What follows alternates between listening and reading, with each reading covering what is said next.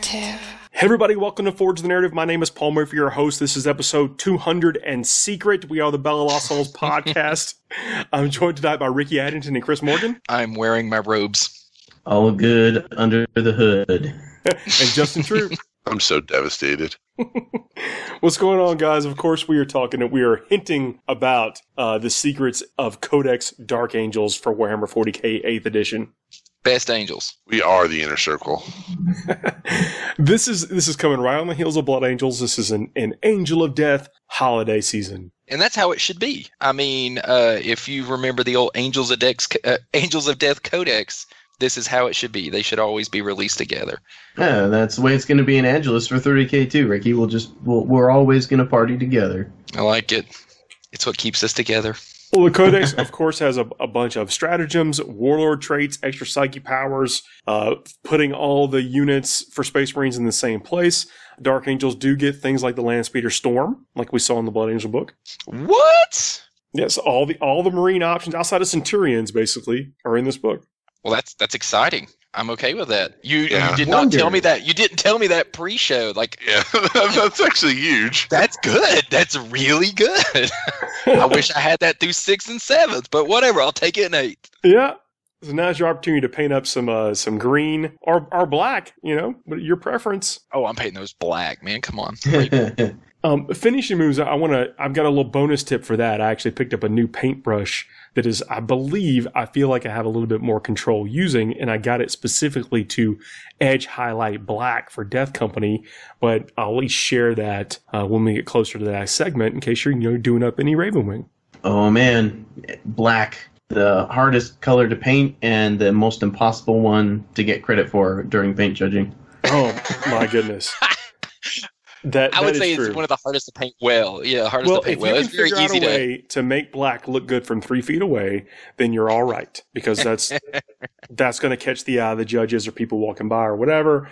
But we'll get to that segment. Yeah, that's a whole show in itself. So Sons of the Lion, they get the Jink special rule and then the Inner Circle special rule. So not everything, but some things have Jink, and that's in the if this unit advances, it gains a 4+ invulnerable save against all shooting attacks until the start of your next movement phase. Good for pressure. I like it. I can see when you'd want to do that. If you have Jink and have the ability to do something fancy after you advance, then the Inner Circle, this unit automatically passes morale test. In addition, you can reroll failed hit rolls in the fight phase for attacks by this unit that target a fallen unit. And they're calling that Inner Circle now and not Unforgiven? That is the Inner Circle rule, yes. Okay, it's the exact same verbiage, but it was called Unforgiven in the index. Okay, so I don't know how often you're going to come up against Fallen, but, Yeah, rarely.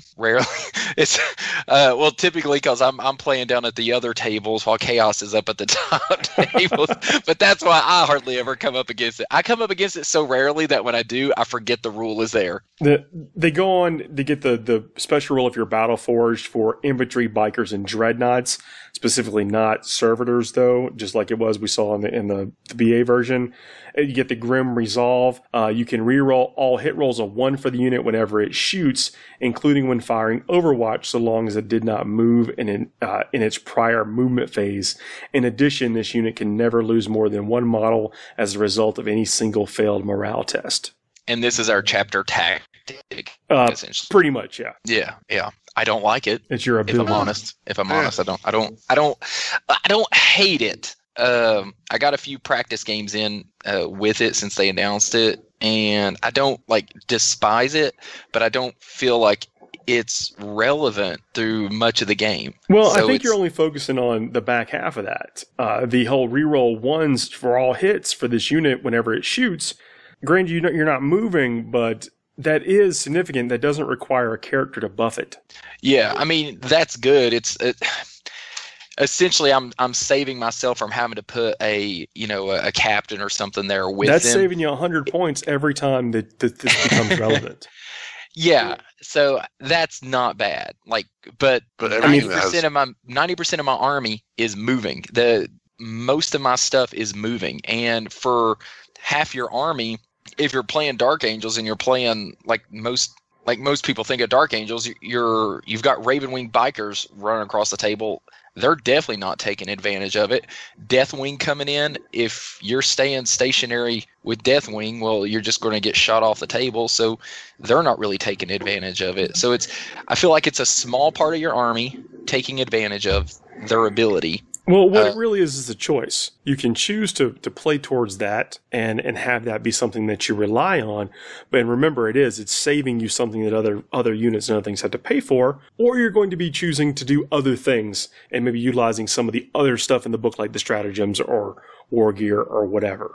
Right, but when I look at it, I'm comparing it to other chapters like Ultramarines. That's always there. It's useful for all of them. Blood Angels. That's always there. It's useful for all of them. So I feel like it's very limited in where it's going to get used.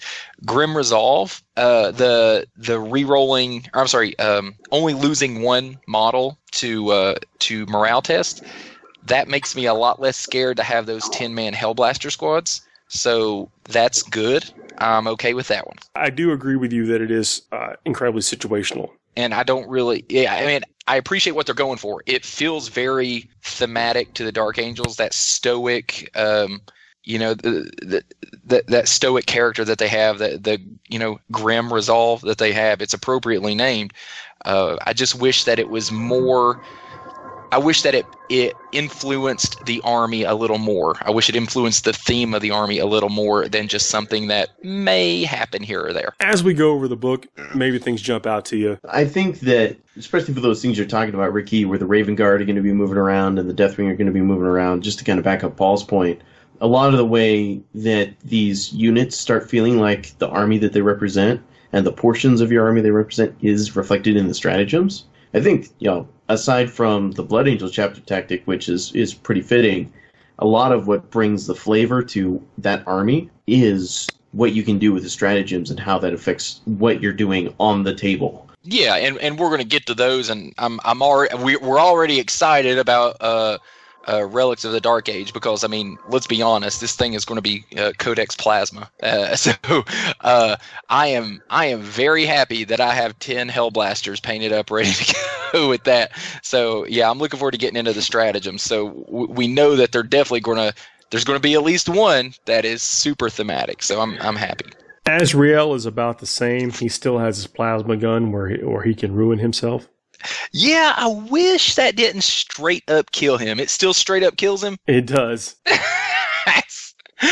I really want to talk to his tech marines. He might be the luckiest man in the universe to be carrying this thing around for as long as he hasn't. Really has been carrying it a while, so I guess he hasn't been supercharging that thing. But I killed him one game. When 8th first came out, I supercharged it, rolled the ones, rolled it again. I'm not proud of it. Oh, it was like a 2 or whatever, but I was shooting both of them.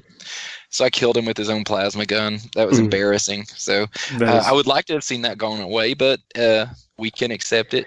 He does. He does give you one command point. He's got the Supreme Tactician. He is, a good general apparently. He's still an auto include. He doesn't suck. Hey, doesn't your guy give a command point though for the Blood Angels? He doesn't. Oh, okay. It's just one point. He just heals people instead, and he can get there. He does damage to other people and not himself. That's the trick. That's what he does. I would give up a command point to get Azrael somewhere across he's midfield by the end of the game, every game. Sword of Secrets, though, I actually like his sword. I think that's a great sword. Did Linehelm stay the same? With 4+ invulnerable save. And his 6-inch bubble. As a result, all friendly Dark Angels infantry and Dark Angels biker models within 6 inches of Azrael have a 4+ invulnerable save. Yeah, you're still taking him in every list. They nerfed that hard then. Dark Angels infantry and bikers. Yeah, it used to be all Dark Angels models. So it used to be everything. So dreadnoughts, tanks, everything used to just sit right there around him. So I told you he was getting claustrophobic. You said it. Too many people just crowding up in his space. He's tired of it. That changes things a lot for Dark Angels players because he made a really good center to your fire base there, and it was you could just park your tanks around him, and you're getting your rerolls. They're getting their 4-up invul. So now they're not getting that. So that makes Dark Angel's vehicles a lot more vulnerable if they were using that tactic. I mean, Belial is pretty much as I remember him. The parrying blade, your opponent must subtract 1 from all hit rolls for attacks that target Belial in the fight phase. I think that's useful. Mm-hmm. On a 6-wound character with a 2+ save and an invulnerable save, 4+ invulnerable save, I think that extra little bit of survivability helps him last a long time. I think now with what you were just talking about, there's a reason to maybe choose different HQ choices. Yeah, I think Azrael's not like the auto include that he was before. It was almost mandatory that you take him because you're an idiot not to. I think just with how good that was. And don't get me wrong, he's still amazing if you're running infantry. But it may change up like what kind of vehicles you take, or if you take vehicles or whatever. So, yeah, definitely start looking at Belial, Samael. Samael on Corvix or Sable Claw, both are still characters either way you cut it, both under 10 wounds. That gives them a little bit of survivability just based off that. Does Sable Claw still have the rule to where you can target him? Nope. They took that out? Okay, and I'm going to ask you again. Sable Claw used to say specifically, enemy units can target this model in the shooting phase, even if it is not the closest model, despite it being a character. Nope. And he's still at 9 wounds? Doesn't have that. He's at 7 wounds. Oh, they dropped him 2 wounds, but gave him that? I'll take that. That's a fair trade. Yeah, that's neat then. I didn't even know he had that ability. Well, it wasn't an ability. Well, it was.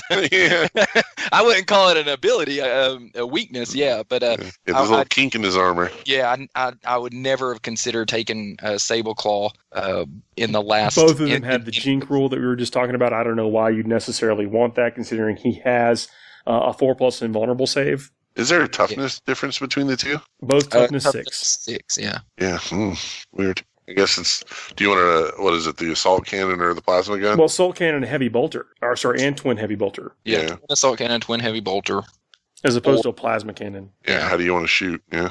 Raven sword is +1 strength, but it's 2 damage a shot. That's always been pretty clutch. He's got that on both versions. I do like how you can attack with like the sword. I don't think the Landspeeder used to attack with his sword.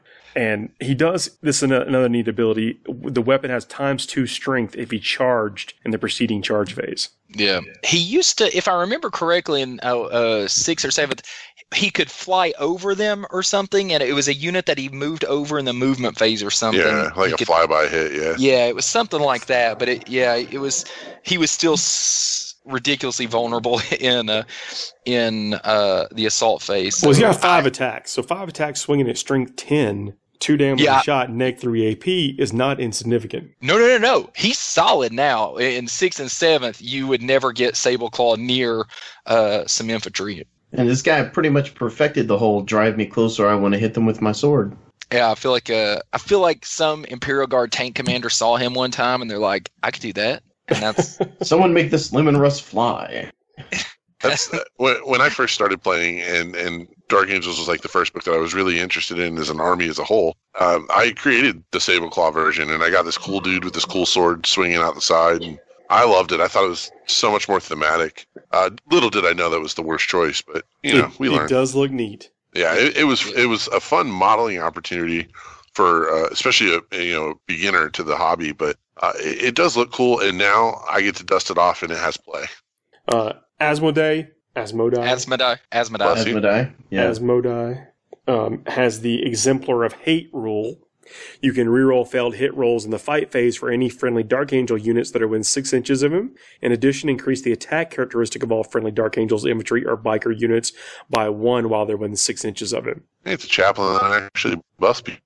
And he has the Aura of Dread that lets enemy units subtract 1. He just hates so much. The Interrogator Chaplains have that as a rule themselves. I can get behind that. I love the hate. That with some Reavers could really add up. So, which the Reavers are also a choice in this book. Yep, and they have the -1 to leadership as well, so that would be a -2. And then if some of the leaks we saw, I believe a lot of the psychic powers deal with your opponent's leadership, so that's something that may if you get a good roll with the proper debuffs, I can see you putting out seven or more mortal wounds using that 1 power. We'll go to the powers right after this. Ezekiel, he can attempt to manifest 2 psychic powers in each friendly psychic phase and deny 2 psychic powers. And he's still got the Book of Salvation. Way to go, Zeke. And then there's the Librarian, the Primaris Librarians, and all that business still in here. Very cool. The Interomancy discipline, that's their psychic tree. Sounds scary. Yeah, they have the Mind War. Warp charge value is 6. It manifests a select enemy unit within 12 of the Psyker that is visible. The unit suffers a mortal wound and may only be chosen to fight in the fight phase after all other eligible units have fought, even if they charged or have an ability that would allow them to fight first. This effect lasts until the end of your turn. That's an enemy unit. You target an enemy unit with that. Yeah, I like Mind Worm. It's a good counter. If you got a unit getting ready to charge in on you, it's a good ability to get put up on them. That way, it's not a guarantee that these units are ready to come in and wreck you. So I like the defensive ability of it. I mean, well, one of the neat things that you can target even units that are in close combat. So if they've got some kind of reoccurring always strike first kind of thing, you could particularly shut that off. Yeah, I'm looking at you. A little Corn Berserker kind of thing. Shut them down. If you know they're going to charge you, or if it's a Noise Marine or something or Demon Edda Slanesh. Mm-hmm. I just happen to have a guy in my local area who plays Slanesh a lot. So guess what? Mind Worm. Just need to make some kind of marker that just has a hand on it that says no. Nope. Set it in front of him. Aversion. One of those. Aversion has a warp charge value of 6. If manifested, select an enemy unit within 24 inches of the Psyker that is visible to him. Until your next psychic phase, your opponent must subtract 1 from all hit rolls made for that unit. That one is fantastic, I think, especially when you pair it up with the Dark Shroud. The 24-inch range seems pretty good. Yeah, you could potentially set a unit up with -2 to their shooting. You can really protect something. The caveat to that is you got to get within 24 inches of them. So good luck for shutting your mana cores down. But I see that more even as a deterrent for. Speaking from a Blood Angel's perspective, we were talking about the virtues of the Power Fists on Sanguinary Guard. Mm-hmm. And how you can load up Sanguinary Guard with as many Power Fists as you want, and it doesn't cost more than the sword that they come with.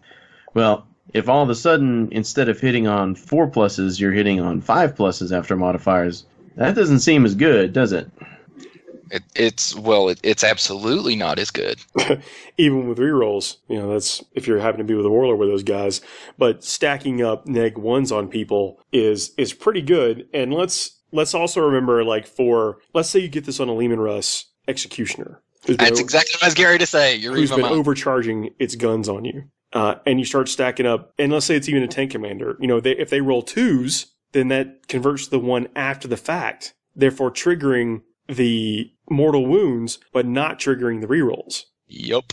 So this power is a lot more offensive than I think that it may look like on the page. Well, with how prevalent plasma is these days, anything that you can do to give a unit -1 to hit is huge because you're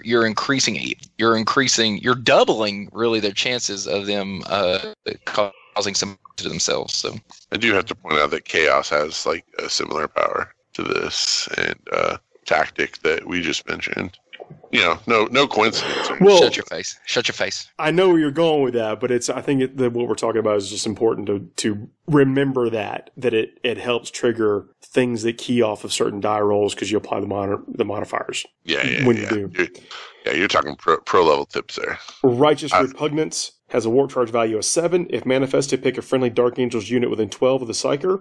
You can reroll all failed hit rolls and wound rolls made for the unit's melee weapons until the start of your next phase. I like that. Yeah. I like that a lot. Zeke with that. You basically cast a psychic power to make your unit give the enemy a snub nose. Righteous Repugnance. Trephination has a warp charge value of 7. If manifested, roll 2d6, adding 2 to the total if the psychic test was more than 10. The closest visible enemy unit within 18 inches of the Psyker suffers a mortal wound for each point that the total exceeds their highest leadership characteristic. I'm on the fence about that. If you've got them debuffed with, you got Asmodai there, some Reavers there, something like that to help that out, okay, great. But I mean, first you got to get it off. You got to get the power off. I'm not a fan of powers that you have to roll, which twice equates to a 50-50, and then re-roll that is, I think, less odds for it to actually do anything. Yeah. I'm not a fan of variable. I've seen powers like throughout the other books, and I wish GW would stop that because it's. Well, that's how Psychic Shriek used to work, and Psychic Shriek was the bomb back in the day.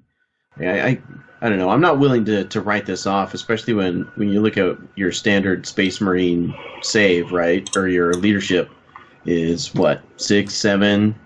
A lot of things are 7. 8. Yes, 7 and 8.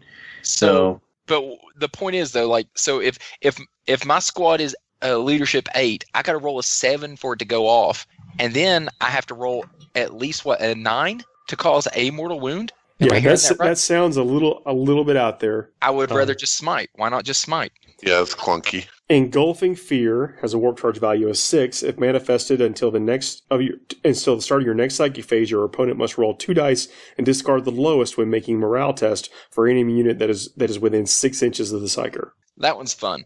That seems like it's all right. And it probably better than all right. Situational, though, because it's got the 6-inch range.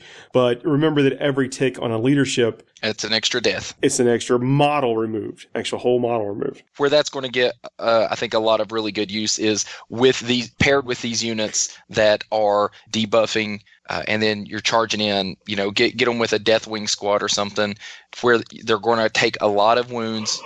and then if you're using Interrogator Chaplain, that's another debuff. There's ways to stack this stuff up. Yeah, Chaplain, Reavers, any of these things to stack that up, and then cause that can put a hurting on somebody. Reaver with a Chaplain. Yeah.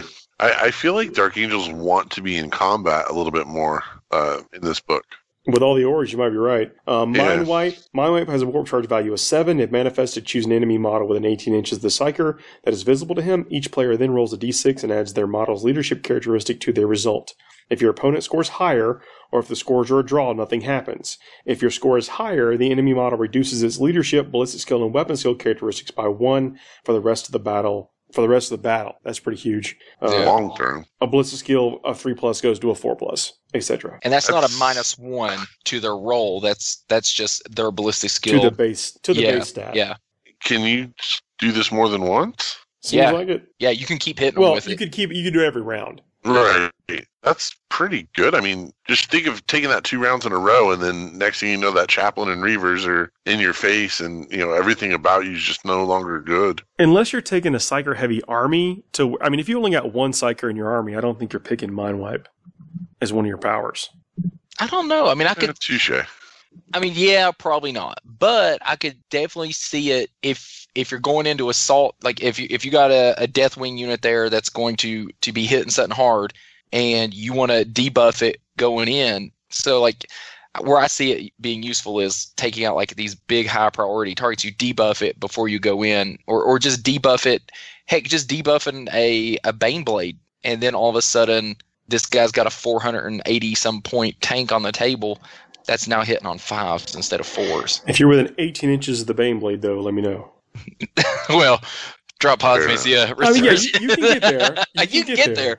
But I mean, you're not going to stand there very long, but you can get there. Unless you get all your debuffs off. Yeah. I can just see like Azrael going up to the librarian before the battle being like, listen, man, I need you to do something for me.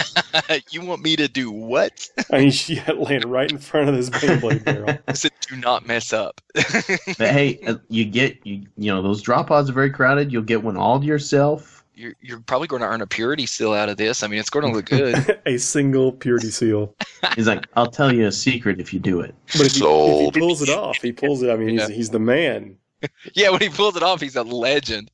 Yeah. So the ancients are in here, and I haven't found like any kind of named special banners yet. Looking at the book here, I think there's opportunity there. It was a miss. Let's just say it. If you don't have the 3 sacred standards in a Dark Angels Codex, somebody messed up. I will give GW the benefit of the doubt and say they just forgot. But if they left it out on purpose, I'm going to write an email. Let's just hope that Paul hasn't found it yet. It's in there somewhere. He just looked it over. Neat thing about the company veterans, we were actually kind of talking about this off air. The company veterans, I think this is something the Space Marines share also, but you can take those as small as a 2-man unit. Yep. And so that feels an elite choice with a base cost of 32 points. Yeah, very cheap. You can put a little melta gun on them or something, a little Suicide Squad. I like it. So anybody building, brigades out there out of Space Marines, that's one of the places to check. I keep trying to figure out how I'm going to make that useful. I was looking at it the other day, thinking about like just having something drop in a drop pod with Azrael. I was looking at that. I was like, why would I ever just have 2 veterans? That's really the only reason I can think of is to fill out some elite slots cheaply. I mean, you could put some special weapons on them. You can use them as a little close combat, almost like kind of heat-seeking missiles kind of thing. That's how I looked at them, was kind of in that aspect. Give them like a, what's it called, like a lance or just something fun. I mean, I'm not speaking like on the They total don't get jump packs. Yeah, just something that you could drop in the backfield. 2, maybe 3 dudes. Like maybe your opponent ignores them, maybe they don't. They divert some firepower to them. Just something fun to harass with. I think for the list builder, it's worth checking out because they are the naked cost for them is so low compared to buying a full unit or something to fill that elite slot, if that's what you're inclined to do. Yeah, but then what are you doing with 2 naked guys? Though? Like that's my only like counterpoint to that. Well, that's a different show. I don't know if we can talk about modern art, probably. I don't feel like if you're gonna spend a low point value to unlock that slot, an extra 5 or 10 points needs to be spent just to give them value in use. Something. Yeah, I mean, if anything, just put a melt on them, have them jump out and... You can't just throw... Melt is 17, 18 points now. Well, in fairness, any other melt is just going to get shot off the table as soon as it gets clear or gets close enough anyway. So, yeah. Look, I don't know what the answer is. I just thought that it was worth mentioning the fact that you could select these guys. Right, for 96 points, you're fulfilling your elite choice for your brigade. Yeah, yeah, that seems silly. Deathwing Terminator Squad, still with lots of options. They can get a plasma cannon, thunder hammers, you name it. The Watcher in the Dark. Once per game, if an enemy's psychic power affects a Deathwing Terminator Squad accompanied by a Watcher in the Dark, roll a dice. On a 3+, the power has no effect on this unit. All other targets are affected normally. Remove the Watcher in the Dark model from play after this roll has been made, whether successful or not. I love that thing. They're like, 5 points or something? And you've got a 66% chance of stopping outright a psychic power. It doesn't... You're not trying to, beat their roll. You're not trying to do anything. You just 3 up, and that smite doesn't hurt you. Whatever they're using, that's pretty good if you're going to be fighting things like Magnus. Exactly. So that's what I was thinking about too. Yeah, it gives you a little bit of added survivability in a unit that is very, in my opinion, vulnerable to mortal wounds. Like mortal wounds on a Terminator hurt. The Deathwing Knights are also get the Watch in the Dark ability. Well, that's something you buy. You have to keep the little figure as close as you can to the knight, to the unit while you're moving around. But I for what we just mentioned, I think that's big because you want to protect these guys and you don't want to be giving away their wounds. You don't want to be losing models, essentially giving away the unit to things like Smite all the time. Yeah. Plus, it's adorable. I mean, the model's just adorable. Little buddy. Little buddy. He's your little mascot. Yeah. The Flail of the Unforgiven, I believe this to be the same, but it's still pretty good. Excess damage from this weapon is not lost. Instead, keep allocating the damage to another model in the target unit until either all the damage has been allocated or the target unit is destroyed. Yeah, I would love it if they could all take the Flail. Oh God, yeah. If they could all have the Flail, brutal, man. Yeah. Deathwing Knights would be in every Dark Angels list if they could all take that flail. The Knight Master would be flailing about on the floor. Oh my gosh, I'll do it right now. GW, I'll live cast that all over the internet if you will do that. GW, give us all flails and I will flail for 2 hours on the floor. Neg 3 AP, 2 damage, and when you're swinging with a 3 attack dude, that damage can be important. Adds up. Well, it's definitely important against 1 wound models. Yeah, well, that's why it would be so good in a 5-man squad is that it would help you clear out conscripts and stuff like that. It would wreck shop on some Hormigons or stuff like that. So it would be really, really fun to to be able to clear that stuff out because the way everything works now, it's like the unit's cool. I mean, it's awesome. It's one of the most like I think it's one of the most amazing looking Space Marine units that GW's ever put out. I think they're fantastic. But yeah, a conscript squad would just bog these guys. Some Valhallan conscripts would bog these guys down for the rest of the game. And well, they'll bog lots of units down. Yeah. You don't want to be charging into that kind of stuff. Yeah, You want to have yeah. a different solution to that in your army, especially since you know you're going to see it. yeah, but if you're going to go Storm Shield and Weapon, I think the Deathwing Knights are the way to go now. I mean, the Deathwing Terminators. I mean, gosh, Storm Bolters are so good now. Why would you not just drop in with some Storm Bolters? They really are. All those shots. Yeah, Everybody could split fire. I mean, Yeah. you could weed out a couple units over here. You know, shoot up that veteran squad. You don't have to charge what you shot. Yeah, those two veterans at that drop pod in the backfield, you just Just got shoot them off pasted the on accident. You know, it's really just casually done away with. Sorry, because why you were have you so many back there? Stormbolters. Yeah. It's so funny because like who took Storm Bolters? You never took Storm Bolters in the last couple editions, and now all of a sudden it's like I'm looking at rhinos and I'm like, oh, I could put that extra Storm Bolter on there. That'd do some work. Dude, that's one of the Like, reasons Grey Knights are so good. Storm Bolters everywhere, and you underestimate it. You underestimate it every time, and then all of a sudden, a 5-man strike squad of Grey Knights hops out. They smite you for one, and then they waste you with Storm Bolters. And it's insulting if you've been playing for a few years because you're like, that shouldn't have happened. So yeah, in my opinion, right now, Deathwing Terminators, Power Fists, and Storm Bolters are fantastic.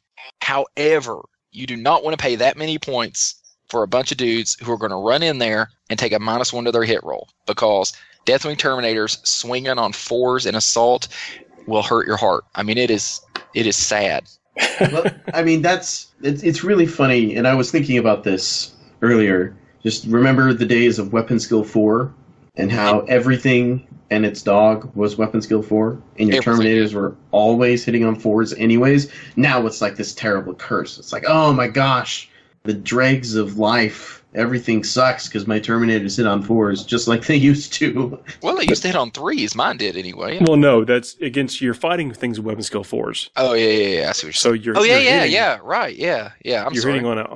You're hitting on a versus. So you were typically always hitting on a hitting on 4s anyway. Yeah. No, you're right. You know, when you put it in perspective like that, Chris, that's not so bad. Okay, I will accept that and move on. However, That's the Deathwing perspective Knights. from angels in the sky who actually have wings. Oh my So- god.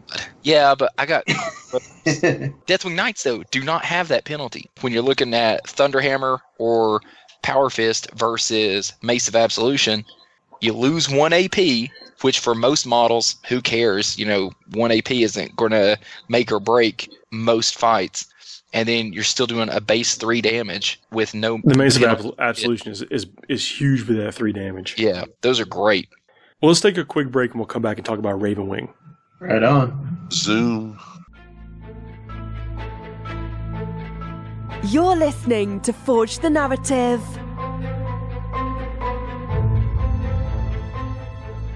Hey everybody, we are back. We're talking about Dark Angel coverage for the Codex coming out for Warhammer 40k 8th edition. And now we're going to focus on the Ravenwing Attack Bike Squad. Well, the Ravenwing in general, but you're going to get the base rules from the Attack Bike Squad. Quote the Raven, nevermore. Do we have a mute button for him on this end? These the Ravenwing stuff gets a turbo boost. When this unit advances, add 6 inches to its move characteristic for that movement phase instead of rolling a dice. So it's not extra, it's just you get the 6. Yeah. And everyone will move 14 inches. So I'll take that any day of the week. That's pretty okay, moving 20 inches And that, in that 8th edition. includes the bikes also. They also move 14 inches. Yeah, all the bikes. I think Samael on Corvix moves 14. Samael on Sableclaw moves 16. But he The doesn't Ravenwing get. Landspeeder moves 16 also. Yeah. Do they get turbo boost? They do not. But if you They have don't. 3 of them, they do get that anti-grav upwash, which makes them just 20-inch. They have move. the anti-grav upwash, well, like you just said, 20-inch move. The point is, Ravenwing kind of fast. But that's only if they Deathwing, have 3 more models. yeah, Ravenwing a little faster than the Deathwing. Just so you know, Little quick. it's kind of their thing, though. So Well, they get in and then they get out. sometimes, usually when I play them, they get in They there. just get and in they there, and kill us. and then they get back into They the become box. permanent residents in the Hurt They don't Locker. really have an exit strategy when that happens. For me, anyway. The Ravenwing Landspeeder Vengeance only moves 12, as also the Dark Shroud moves 12. The Dark Shroud has a similar ability that it has in the past. Your opponent must subtract 1 for all hit rolls they make for shooting attacks that target Dark Angels units within 6 inches of any friendly Ravenwing Dark Shroud. They wisely went ahead and just fixed the verbiage on that. They when it came out, you could stack those, and then they wisely FAQ'd that real quick. And now I'm glad to see that carried over into the Codex, so that's good. I love the Dark Shroud. I have 2 of them because I used to run them a lot. I like the Vengeance, but I feel like you're playing with fire when you shoot the Vengeance because it is heavy D6. Yeah, and the it's plasma doing storm 3 battery damage. is what it has. Yeah, and doing 3 damage on a supercharge, so that it can pump out potentially 18 damage. But the problem is you take the 3 mortal wounds, and as if taking 3 mortal wounds on a 9 wound model isn't enough, the gun just doesn't fire the rest of the game. I don't like it all that much. I'd rather put the points somewhere else because But it does seem like over the course of a game you're going to get that one. Yeah, you're going to do that. I mean, I have a hard time figuring out how to use it when I could take Ravenwing Bikers and get more shots and have better luck with not shutting down my entire unit, and they're faster. So I feel like you could just. I think if you're going to be taking a speeder on this body, you're going to take a Dark Shroud. Dark Shroud, yeah, and stack up those neg ones to hit. Yeah, the just Vengeance like we were is talking cool, about. but Dark Shroud is definitely the way to go. If you only buy one of those kits, Dark Shroud. The Ravenwing Black Knights, 14-inch movement, 2 wounds apiece. Even the base one has 2 attacks. Then with the Corvus Hammer being +1 strength and -1 AP with 1 damage. If you roll a 6 to wound, you do D3 damage instead of 1. Yeah, Black Knights. I think Black Knights and the just normal Ravenwing Bikers, I think you've really got to look at how you're going to use your Ravenwing, because if you're wanting to charge with them, I think the Black Knights are definitely the way to go, because you can. Don't forget their plasma talons are assault weapons, so you can advance with them and still shoot those. So on Assault turn 2. 1, yeah. So turn 1, you can turbo boost and move 20 inches, still shoot your weapons, and give them a 5-up invul. So the plasma talon has an 18-inch range, so yeah. That's also pretty significant. There's not a lot on the table you're not going to get them in range with on turn 1 if you need to. So they definitely have a place there. And then, if they get charged, the Corvus Hammers could do some work. And heck, even on the next turn, charge them into something and finish them off. Now, you can get the same amount of plasma shots for cheaper out of just taking a normal Ravenwing Biker squad with plasma. And then you would, with 2 plasma guns, a combi plasma, that clocks in at like 143 points. So that would be 6 plasma gun shots, and then all the bolt gun shots off of there as well. So what is that?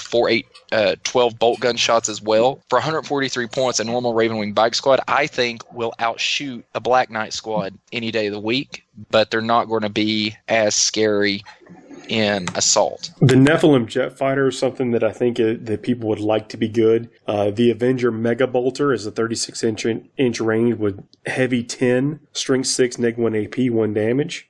But it does have the strafing run. You add 1 to the hit rolls for this model when targeting an enemy in the shooting phase that cannot fly. High damage output. Yeah, it's... Well, not high damage output. I should say high... Well, the strafing run cancels out its moving with a heavy weapon rule. Yeah. The Nephilim, I think the Nephilim is not bad, but when you look at the Dark Talon, I feel like when you compare the two, I think the Dark Talon just outperforms it. So the Ravenwing Dark Talon can hit Hurricane Bolters in the Rift Cannon. The Rift Cannon is heavy D3, strength 10, 3 damage, -3 AP. Then Hurricane Bolters rapid fire 6. And don't forget that the Rift Cannon on a 3-up, if you cause a wound on a 3-up, he takes D3 mortal wounds as well. So potentially 12 damage coming out of that the Rift one Vortex is what that rule is called, and it degrades along with the strength of the vehicle. So at base, when the unmodified, undegraded it is on the 3+, then it goes to a 4+, and then a 5+. And that is really good. I like it a lot. But the big thing is you're doing that. You got that real hard hitting. You got the real hard hitting rift cannon, and then you've also got the hurricane bolters putting out 24 shots, hitting on 2s when this thing's at full health. So you can mow down some infantry with this thing. And then, you got your stasis bomb, so you fly over the infantry as well and cause, potentially some decent mortal wounds with that. It's hard to hit, but it also has the hover ability, has hover jets. Yeah. And I'll say it this way, guys, when we strongly actually considered, I don't know about strongly, but we were playing with the idea at ATC before they put the boots on the ground rule and everything in there, just taking an army of Dark Talons, because doing some math, they can put out a lot of damage. So that's something to be said for them. They're a great model. They're a beautiful model, and they don't suck. They don't suck at all, I think. So now we'll get into a couple stratagems, if that's all right. They do have the host of the marine stratagems in here, like kill shot and the flag missile and cluster mines. Some of the generic marine stuff we've seen going through the other stuff. But we also have some unique Dark Angels ones. And Ricky, there's one you want to talk about. Would that be Relics of the Dark Age? With a little bit more bravado, sir. I don't think I need to like church it up. I don't think we need to. I think everyone who knows is going to understand that it carries its own gravitas with it. Well, it's maybe the greatest stratagem. What the stratagem is called is Weapons from the Dark Age. Weapons from. I thought it was relics. Use this stratagem just before a Dark Angels unit from your army attacks in the shooting phase. Increase the damage characteristic of that unit plasma weapon by 1 until the end of the phase. For the purpose of this stratagem, a plasma weapon is any weapon that's plasma. I mean, come on. But you increase the damage by 1. No need to overcharge. I'm still supercharged. I'm still supercharging. Let me tell you this, Troop. I was playing the other day. As soon as they announced this, my buddy and I went and played a game, and I said, "Do you mind if I use the relics and stuff that they've leaked?" He said, "Nah, go for it." And then he tried charging 2 Dread Knights in on a Hellblaster squad, and I dealt 12 mortal wounds I dealt 12 wounds to him in Overwatch, and then he failed the charge with 2 Dread Knights. So, wow. Very salty. But that was in Overwatch. I mean, it is brutally effective. A 10-man Hellblaster squad in rapid fire range can put out 60 damage? Yeah.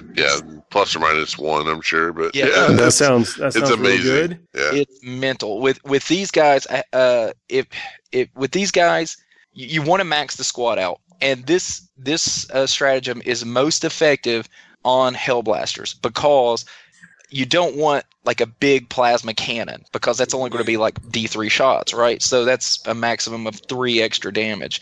But on a 10-man squad, all with plasma, that's a maximum of rapid fire. So you want more shots, right? So Hellblasters are putting out 20 shots.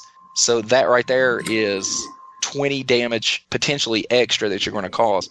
So when you've got Azrael there backing them up, and then a lieutenant there, it is terrifying how much damage a Hellblaster squad can put out with that stratagem. Yeah, it's. I was preaching Hellblasters, prior to Blood Angels, Dark Angels getting them. A lot of people thought that they were a little overcosted. Even if they stay at the same points cost, I'm having a hard time not putting a second 10-man squad in there, because I'm paying 330 points for them, and I don't think the Hellblaster points changed at all. Okay, yeah, I'm fine with that. Honestly, okay, wow, I might be a little offended if they did get too cheap, because then they'd be ridiculous. But and that's the thing is, Hellblasters normally are, at the end of the day, people are like, well, they're still just in power armor, but I've got Azrael there. Keeping them with a 4-up invul. So yeah, another 2 wound, 3-up, 4++. Yeah, and rerolling all hit rolls. Yeah, come on. It is huge. The biggest problem with that combo is that there's literally no transport that the 2 can ride in together. So literally the only thing that I know of that a Primaris Marine can ride in is a Repulsor and a Thunderhawk.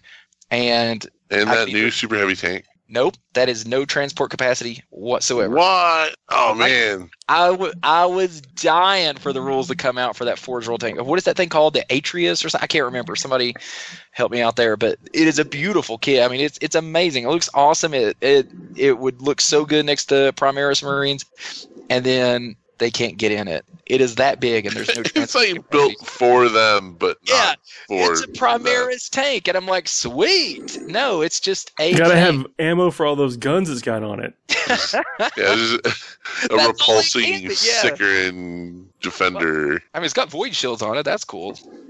The Speed of the Raven is another cool stratagem. Use this stratagem when one of your Raven Wing units advances. That unit can still shoot and charge this turn. I like that. Turn 1 pressure, Alpha Strike, in your face. Get it. Use it.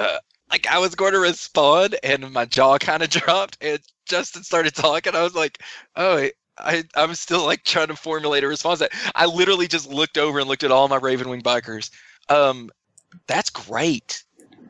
It is That's pretty fun. It's strong.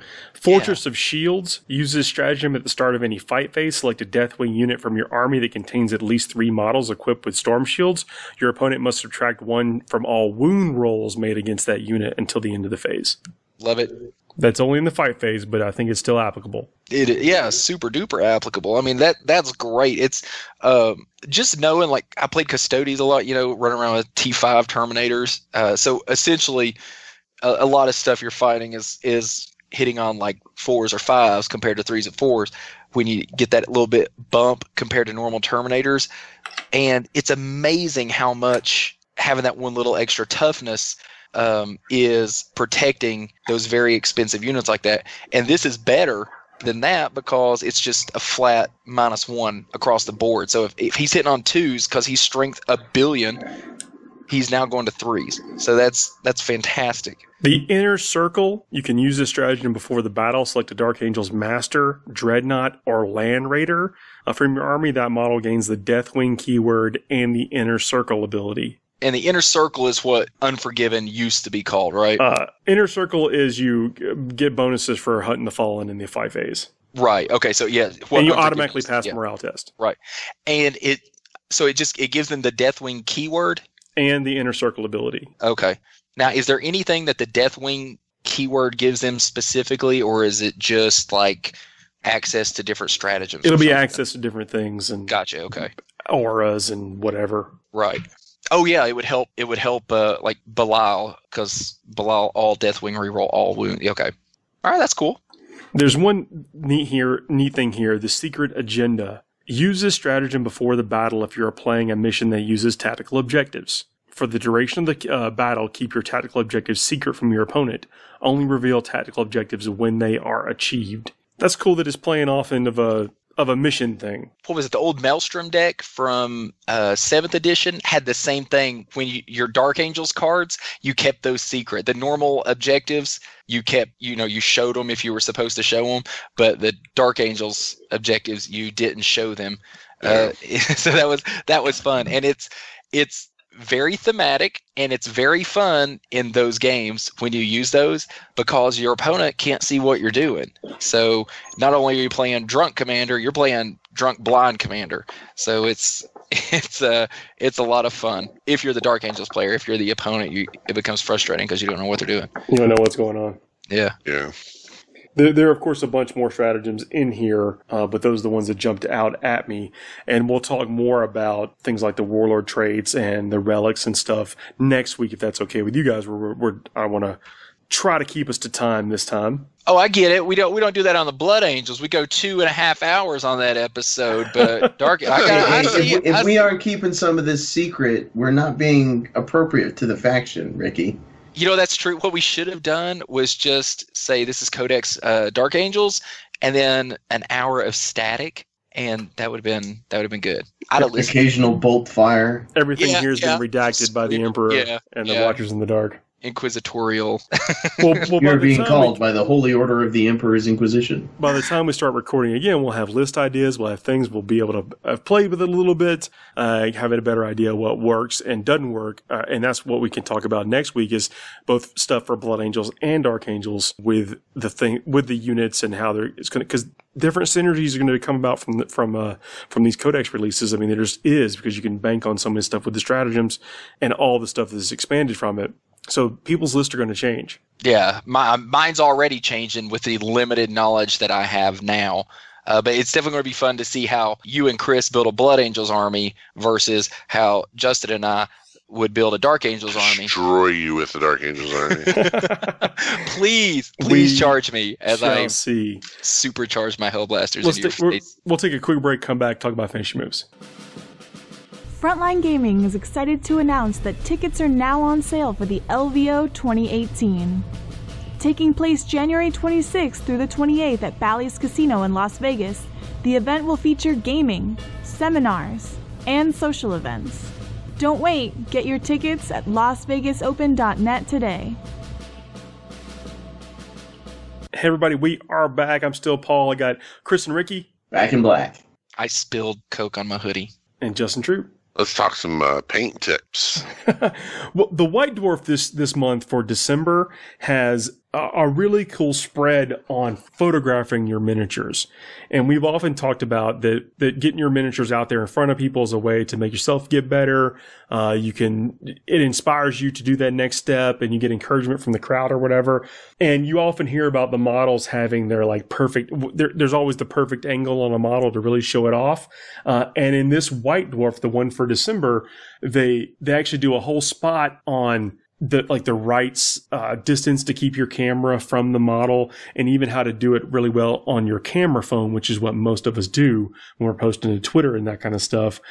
So I thought this was a good supplement to things that we've already talked about. And you can find this in the December White Dwarf on page 126. It is worth checking out. The fact that they give you tips, even down showing you measurements and how to get the best shot and then zoom in on your model. Anyway, it shows you step by step how to get a better photo of your figure.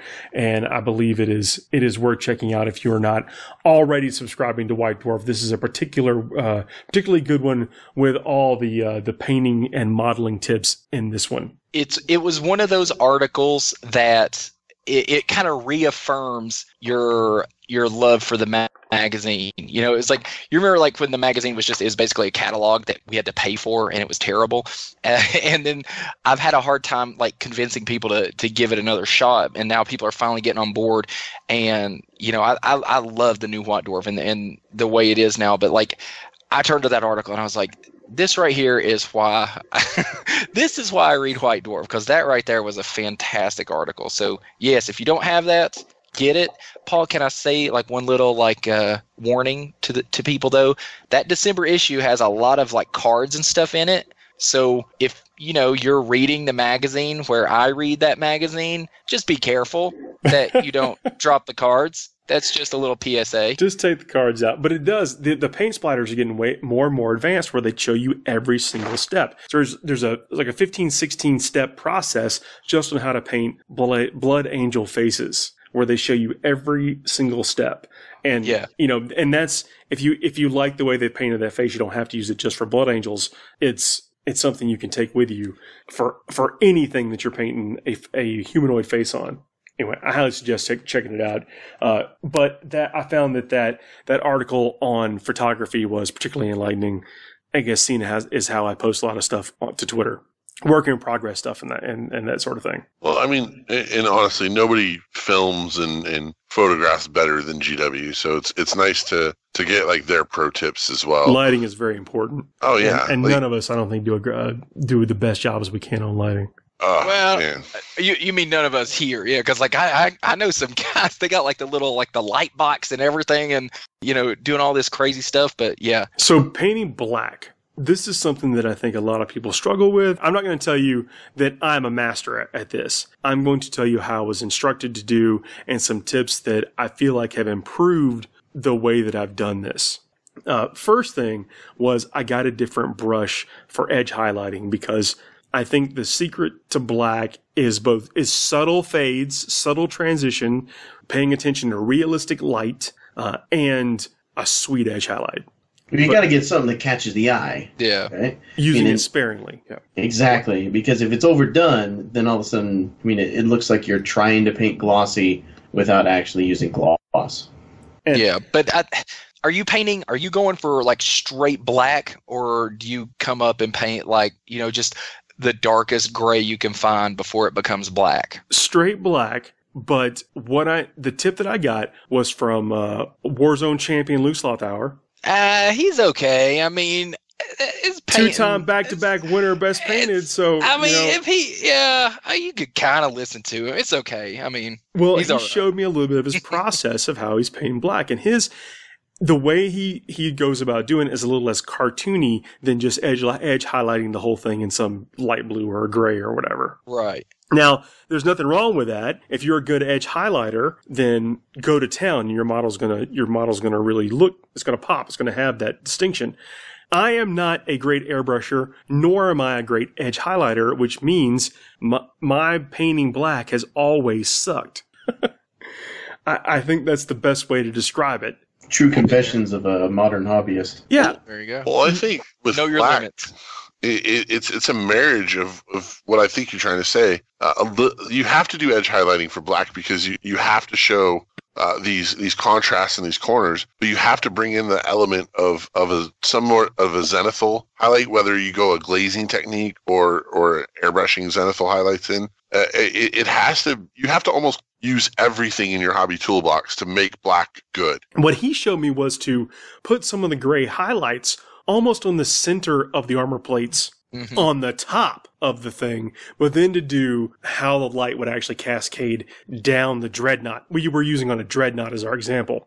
And are you talking about like airbrushing, or are you talking about with brush? We did this with an airbrush. Well, not the edge highlighting. Edge highlighting was with a brush. Right, of course, yeah. But some of these subtle highlights were with an airbrush. Now, not everyone has an airbrush, but remember, like, Hobby Lobby and Michaels sell airbrushes, and they also publish 40% off coupon. So I believe this kind of thing is getting more and more attainable. And my air compressor came from Harbor Freight. I've had that thing for 5-6 years now. $60-$70 compressor. Yep. Champion. Hey, listen, that's the best piece of hobby advice I can give anybody when it comes to painting is do not go to Hobby Lobby and pay $200-$300 for an air compressor. You can go to Lowe's, you can go to Amazon, you can go to anywhere, and you can get really, for what most of us are doing, a better compressor, because you can get one with like one of those little gallon tanks or whatever on it. Yeah. That that's a whole different topic, but yeah, absolutely. Just do not ever go buy a $300 air compressor from even Hobby Lobby with a 40% off. You're still overpaying. So I hope I'm not butchering the tip that he gave me, but it was essentially to really pay attention to where the light would actually fall on the model. And of course, giving it a black base coat and then almost like pulling the highlights out of it. You're doing this you're doing an airbrush. I'm describing it terribly, but just being very cognizant of how the natural light would flow, and then go back in with some very deliberate edge highlighting. Yeah, well, and I've painted a bunch of Raven Wing, and my Raven Wing I didn't really airbrush when I started them, so. Like my dark Talon is edge highlighted, my dark Shroud is edge highlighted, and that gives a good effect. When I painted a buddy's Raven Guard tank, since it wasn't mine, I decided to experiment a little. I just, I painted it black, just as black as you could get it, and then I airbrushed with just I just put the tiniest bit of white in that paint. And like you said, I just, where the light's going to hit it. There's a multitude of grays out there that will really, where you're not having to mix any paint, you just get the gray you want, use it. I really suggest using an airbrush ready paint, with a little flow improver on there. So you really get a smooth transition because you want this to look real natural. If it's splotchy at all, it is just magnified so much on that pure black. Now, when we're doing this example, he showed me on one side of the dreadnought. I did the other side of the dreadnought.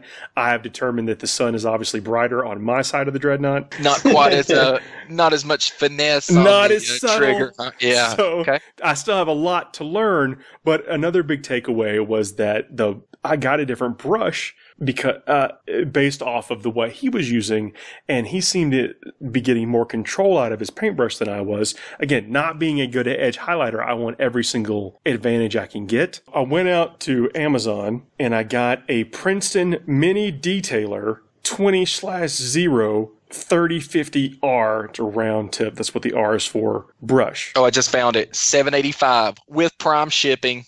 Put it in your cart. They'll probably give you they'll say, hey, I heard you're interested in this brush, in a day or so. God, it's tiny. It's probably, I don't know, it's probably as tall as a dreadnought, but it's got a fat handle. And I felt like I could have a better handle on this thing, and it would give me more control while I'm doing my edge highlighting. And I don't know if it was just the fact that I've convinced myself that that's the case, and it worked, or it actually worked because I feel like I was able to get a better edge highlight with this shorter, fatter handled brush that still goes down to a really fine tip. Well, I got two things to say to that. One, it doesn't matter if it does help you, because the placebo effect is a real thing, and if you think that it helps you, it helps you. So that's worth $7.85 there by itself. But the fact that it is a bigger handle means you don't have to like keep your hands so like tight, or like so accurate to hold it. So your hand can relax a little more, and you're not struggling or straining. So yeah, over the course of edge highlighting an entire model, I'll take a fatter handle on a brush like that any day of the week. That's pretty gravy. So I'll give that a go. It really helps when you have like larger hands like myself. The hand fatigue is what he's mentioning. Halfway through a model, I found myself having to put the brush down, clench my fist, stretch my hand, like do that multiple times. When you have the right brush, you find yourself doing that kind of activity less, which the more time you're painting during your limited amount of time that you have to paint, the better. So it goes a long way. Yeah, I mean, I'm getting ready for Warzone. My hands at the end of the night were like, I looked like I don't even know. It was bad. It was real bad, fellas. So yeah, do anything you can. I tell you what, one thing I learned, Paul, it's kind of, I don't want to call it ghetto, but it's like I wouldn't brag about it, but I did see a tip, and I've tried it before, of getting the pencils. It's not a pencil. It's like an acrylic pencil with like a gray acrylic pencil or a white acrylic pencil, and you can just lay that over on its side and go over the edge, and it will edge the model for you with that acrylic pencil. But you have to seal it right after you do it. It will let you edge highlight very quickly, and if you mess up, you can just rub it off, and it gives you a pretty good effect. Yeah, I've seen this in action. Yeah. And there was a painting class over here done by Secret Weapon, and they showed off some of the different pencil techniques. And one of the things he did is he got a white pencil out, and it was one of those acrylic ones that you're talking about, Ricky. I don't know the brand. I don't either. Yeah. He just lined the edge of something on it. He said, "Oh, well, I put that on too strong." He licked his thumb and just got rid of it. Started over. Yeah. It's I highly recommend it. Give it a go. I mean, the worst case, you're out $2-3 for an acrylic pencil, and best case, you get some really cool effects. Edge highlighter, yeah, because it's really neat. Like you can lay it over on the side and get those edges like that. But even if like you're on a shoulder pad, and maybe you just want that shoulder pad to look like it's really reflective, and you want to put like a little bit of a line across it to kind of give it that reflective, like the sun's glinting off of it, you could just, like you're drawing it on there, and just basically draw it on there, and then just seal it when you're done. I like that. I may try that too. I mean, I'll take any cheat I can get to paint more striking black figures on the table. And I'm going to continue to try to work at it. This is my first attempt using this new technique, but I felt the confidence that this particular brush gave me, with the way it was designed, is going to help me get cleaner edge highlights. So even after I jack up the airbrush part of it, I may be able to salvage it with some really clean and crisp edge highlighting. Yeah, the fact that you're just now really getting into this tells me that you didn't play Gladius or Lion's Blade in 7th edition. After edge highlighting, no, I think my army had 13 total Rhino chassis in it, and every one of them are edge highlighted. I could probably edge highlight a Rhino in my sleep. Well, I mean, I have edge highlighted before, but it's always been something that I've struggled with and had to do lots of corrections and touch-ups to get a nice effect. Yeah. And it's just not enjoyable for me. So I'm looking for ways to make it an easier process so I do more often and get nicer looking figures. Yeah. Well, to be fair, I don't know anybody that just said, "Oh, I do love a good session of edge highlighting." So, in fairness, I think everyone's right there with you. But I mean, it's not just brush. I mean, I know we focus on the brush, but edge highlighting is one of those things where the consistency of your paint is very important as well. So, just be aware that if you got a good brush and you're still struggling, or it's clumping on there, glooping on there, or not doing what you need it to do, look at the consistency of your paint as well. Paul, I think you're still not using a wet palette. Did you ever get on board with this? Not yet. Okay. Get a wet. We're going to talk later, but get a wet palette, and that he lives in Georgia. Help. I mean, the humidity makes a wet palette out of everything. Yeah. He just throws it on the ground. Dude, I'm super low tech. Yeah. I use either the plastic box that like some other stuff came in, or like those laminated boxes. Like I used a night box forever. Yeah. Until it just got soaked. Yeah, just the box itself. Heathen. I just opened a what was this, Sergeant Cronus clamshell, so I'll send that to you, and that'll probably cover you through 2018, right? I'll send that to you. Merry Christmas, buddy. Thanks, buddy. Spoiler, you're getting that clamshell. Use the whole product. Well, it's reduce, reuse, and then recycle. Remember, reuse. That's a big part of it, guys. Painting black is certainly not easy. I think a lot of people there are going to be many ways that people approach that, and I have found that I do like the way that this style that we're just talking about looks. So I'm going to try it over the whole thing. I'm going to post my work in progress along the way on Twitter, and hopefully get better. Continue to take some lessons on this.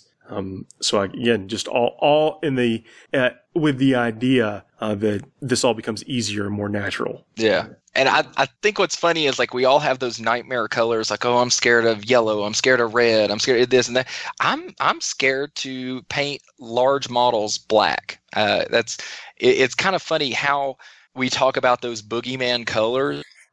I really think black is a boogeyman color to pull off well. Anybody can take a rattle can and paint something black, but to look at a black army and, be wowed by it, I think is harder than red or yellow. I'm not saying that to scare people away from painting black, but I say it more to just be aware that pulling off black excellently can be a challenge. So if your first attempt isn't amazing, don't panic. Everybody else struggles with it just as much as you are. It's just one of those colors something to be aware of. Yeah. And sometimes you just got to get it looking good enough. Yeah. I always tell people two things when it comes to black. First, you have to decide, is it a warm or a cool black? Because there is a difference. And then at that point, don't be afraid to over highlight your black, because you can always use a glaze or an ink or something, or a wash to tone it back down again.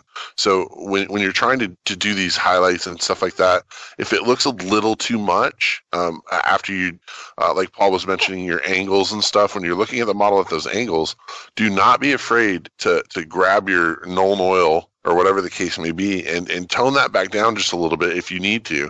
And you're going to work a lot of layers. Or use your same black paint is thin it down like a wash. I mean, get it super thin. Even better if you do it that way, honestly. That's probably your better, more pro tip advice there. But you can, if you take it up too far, don't be afraid to bring it back down and work with it back and forth in that area.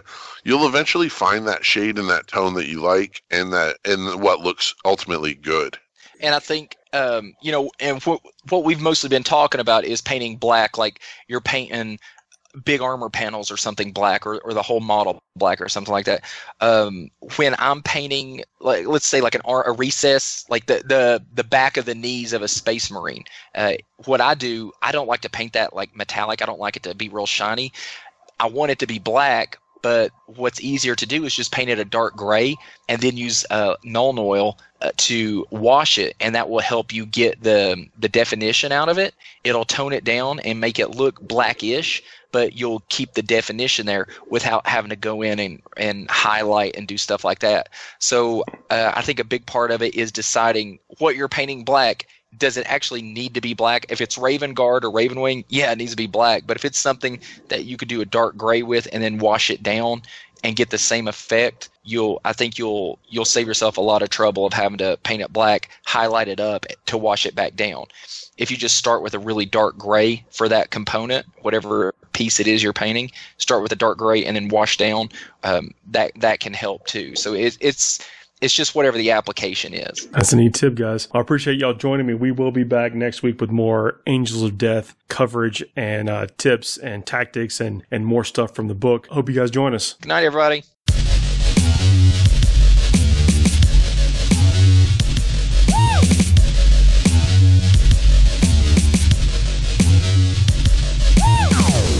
Thanks for listening.